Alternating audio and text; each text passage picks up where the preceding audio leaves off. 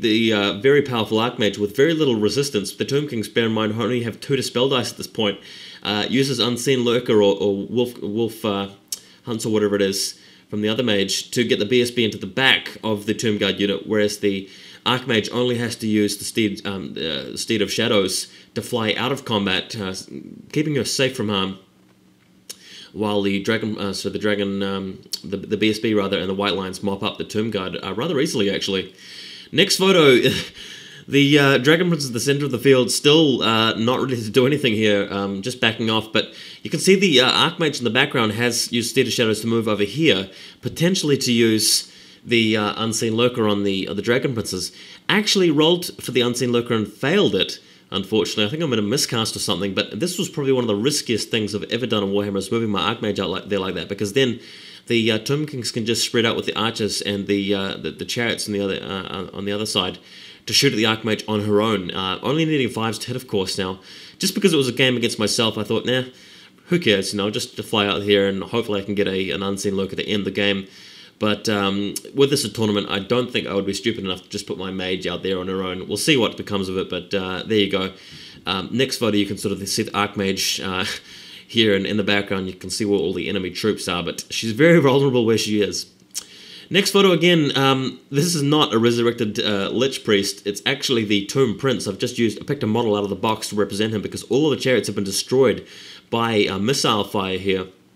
So he's a bit lonely right now, but still very dangerous and capable of hurting people because he's got a flail. But I'm just using the Lich model to represent the Tomb Prince on foot now. And the BSB charging to the back of the Tomb Guard, you can see I've actually challenged the Tomb Guard champion, I've just for the photo's sake, I've taken the model out of the front rank, I put him in the back rank, turn him around. It's quite cool here. If you look carefully at the Tomb Guard, he's swiveling around and everybody else is facing the other direction. But predictably, the BSB kills the Tomb Guard champion, and the White Lions just demolish them in close combat with the battle banner there, so looking really good for the High Elves at this point. Next photo, the Chariots charge the Dragon Princes, and the King leaves the unit, and the Dragon Princes flee, unfortunately not fleeing in the way of the High Elf Archmage. Really was hoping to screen her from attack, but after like 10 bow shots opened up on her, none of them actually did any damage, so I was actually quite safe there. No cause for panic, although potentially she could have taken a couple of wounds and gifted a whole lot of free points to the Tomb Kings for victory conditions. And in the background, you can probably just barely see the Tomb Prince attacking the archers way in the backfield there on his own and actually wiping them out, unfortunately, for the High Elves.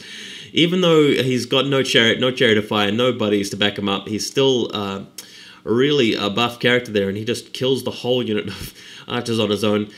Next photo, the Scorpion moves through here, but eventually crumbles to dust because of the Hierophant, and Hierophant not being there, rather.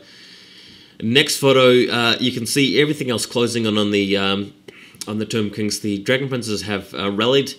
Unfortunately, the mages weren't able to cast a movement spell to kill the Tomb Prince there, and that's how the game pretty much ended. We'll go to one more photo where you can see the BSB having joined the Tomb Guard. I actually moved him out in the movement phase and took a picture, then decided that wasn't really where we wanted to be, and moved him back to where the White Lions are, having destroyed the Tomb Guard. And that's pretty much it. The next photo shows, nothing too much else. I think, what we've got here is that the Chariots again try to charge the Dragon Princes, which flee because there's yet another turn for the High Elves. High Elves took the second turn, so they'll get one chance to rally at the end. And Archer's not performing and not really getting anybody killed there. Tomb King flying over to the unit of skeletons so that he can't be assassinated.